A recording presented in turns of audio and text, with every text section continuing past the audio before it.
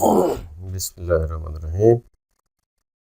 जी students, article हमारा topic और इसमें आज हम डेफिनेट आर्टिकल का यूज़ नंबर 38 डिस्कस करेंगे, जो कि टाइटल्स, ऑनर्स या रैंक्स के साथ जो स्पेशल टाइटल किसी को दिया जाता है, जैसे अकबर द ग्रेट।